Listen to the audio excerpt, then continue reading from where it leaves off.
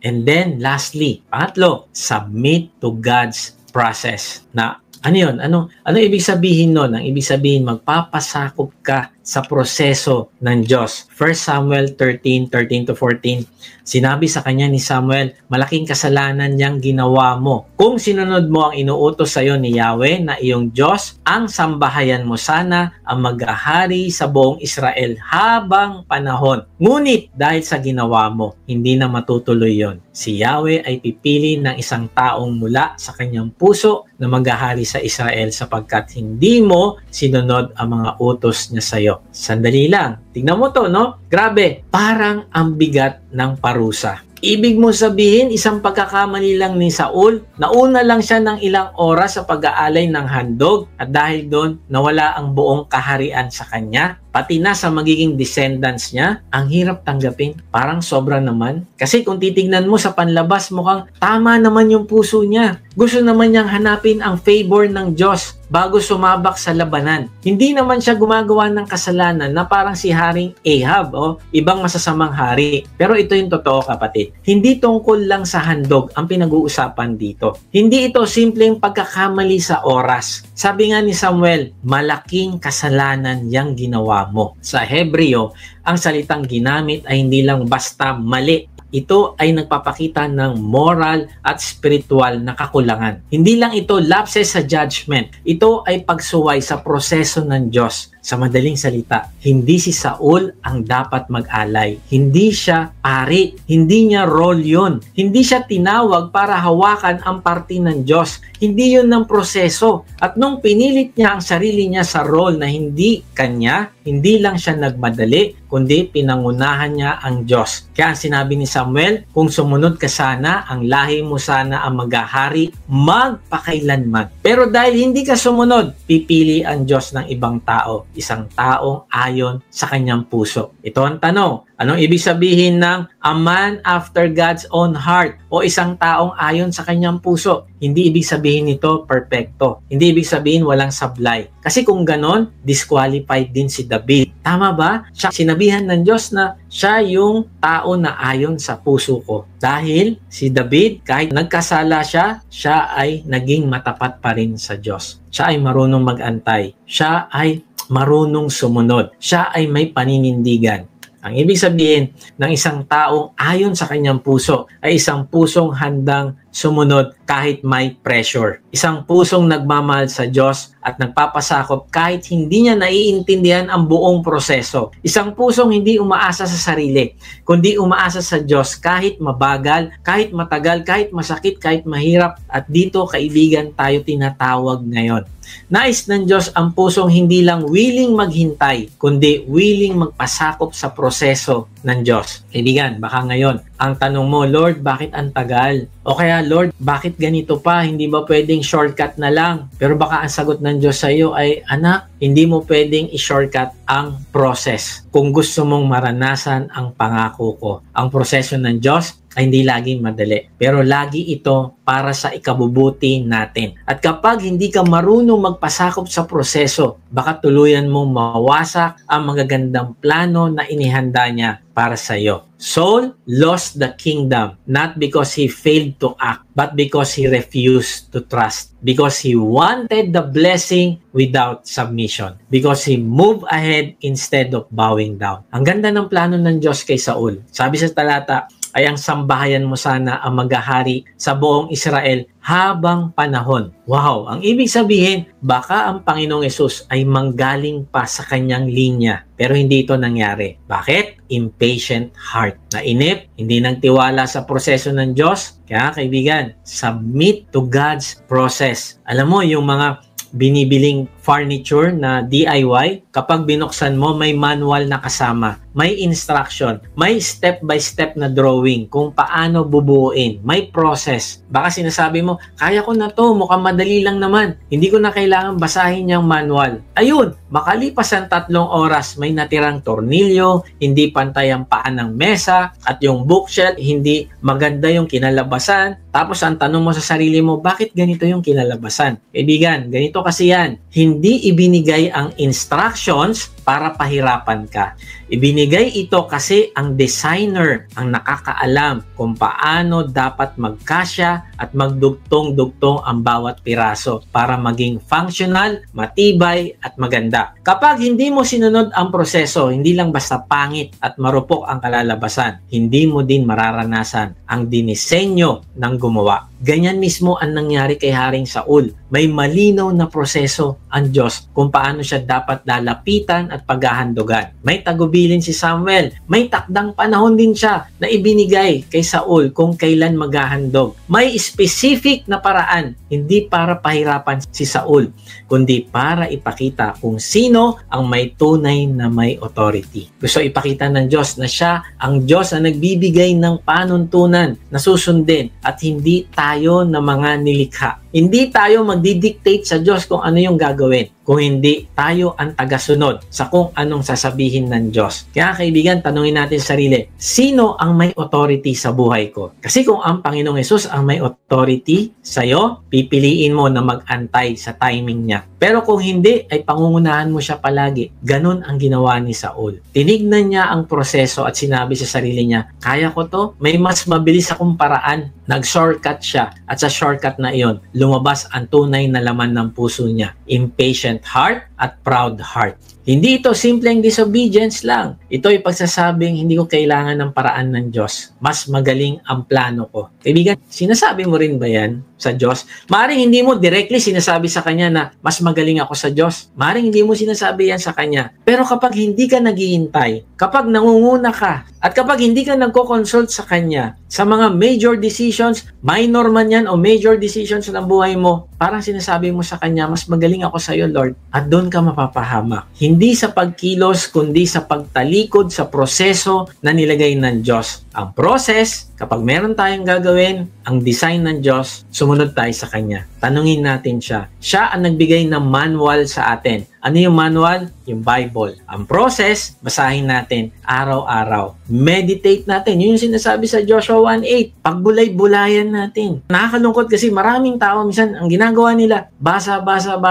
Sige, mabilis. Nabasa. Pero walang na-apply. Hindi yun ang proseso. Ang sinabi doon sa Joshua 1:8, meditate on it day and night. Meditate, hindi sinabing read it and then tapos na. Sa pagbabasa natin, tandaan natin, laging may proseso. Dalawang bagay, consumption, digestion. Yung isa, consumption. Kung kino-consume mo, yung binabasa mo, kung ano yung binasa mo, chapter 1, chapter 2, chapter 3. Yung iba, gustong-gusto nila, ang daming kino-consume. Pero yung digestion, wala. So, dahil sa dami ng kino-consume mo, hindi ka ngayon makadigest. Ang tawag doon, indigestion, di ba? Consume ka ng consume. No, hindi yun ang design. Hindi yun ang process para ka mas matuto, mas lumago. Ang process, hindi yung kung gaano karami yung pinapasok mo sa'yo. Kung hindi, kung gaano karami, yung nag-stay sa'yo, yung nanatili sa'yo. So, anong gagawin natin? I-digest natin. Yun yung proseso. Kapag nag-shortcut tayo, mainipin tayo, ba't pa ako magbabasa? Or magbabasa lang ako and then okay na yan, o glance lang ako sa aking verse of the day. Okay na yan. No, kailangan natin maghintay. Lord, ano yung gusto mong sabihin sa akin ngayon? Bubuksan ko po yung Bible. Ano po yung sasabihin nyo? Tulungan nyo ako maintindihan ito. Lord, hindi ko maintindihan to. Ako, ayoko na. Hindi, maghantay ka. Lord, fill me with your Holy Spirit. Ituro nyo po sa akin. Ano yung gusto nyong gawin ko? Huwag kang mainip. Bakit? Dahil merong gagawin ng Diyos. Papaliwanag niya sa iyo yan. Imposible nag-aantay ka na maintindihan mo yon, na nakausapin ka ni Lord tapos wala siyang gagawin. Hindi yan gagawin ng Diyos sa iyo. Sisiguraduhin niya sa iyo na kapag naghintay ka sa Kanya, papaliwanag niya yan sa iyo. At dahil doon sa mga tao nawawalan ng patience, alam mo, nawawala din yung pagtitiwala nila sa Diyos. Hindi nila nararating yung plano ng Diyos para sa kanila. Hindi nila nararanasan yung maganda sanang plano. Papunta ka na dun eh. Hinanda na ng Diyos. Pero dahil nainip ka, hindi mo pinagdaanan yung proseso, lumiko ka, napunta ka ngayon sa ibang direksyon. Sayang. Parang si Saul, sinayang niya. Ang ganda ng plano ng Diyos sa kanya. Kaibigan, nare-realize mo ba ito? Tanungin natin yung sarili natin, nasaan na ba talaga ako dapat ngayon? Kung hindi ako lumiko, ano na ba talaga ngayon ako? Inaisip mo ba yon na, naku, baka sana yung character ko naging Christ-like na talaga.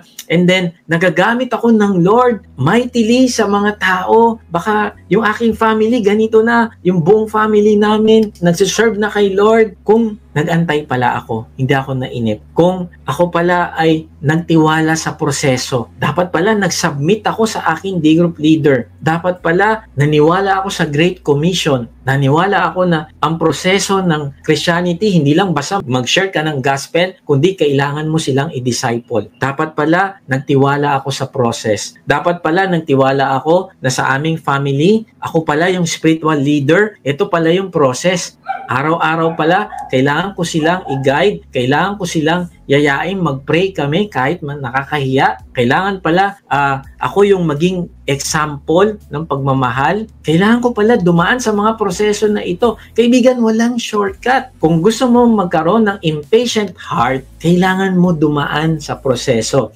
Kailangan mo mag-submit sa proseso. So, paano mo gagawin yon? Una, kilalanin mo na ang mga pamamaraan ng Diyos kasing halaga ng kanyang purpose. Okay? Hindi pwedeng, basta gawin ko lang ito. No, mahalaga kung paano mo yan gagawin. Di ba, pinag-usapan natin last week, mahalaga yung motibo. Bakit mo gagawin yung isang bagay para sa Diyos? Para ba hangaan ka? So, mas mahalaga. Ibig sabihin, mahalaga yung purpose, pero equally important din yung pamamaraan kung paano mo yun gagawin. Tandaan mo ito, hindi lang mahalaga kay Lord kung anong na-achieve mo, kundi mas mahalaga rin sa Kanya kung paano mo ito na-achieve. Dapat hindi shortcut. Dapat dumadaan ka sa proseso.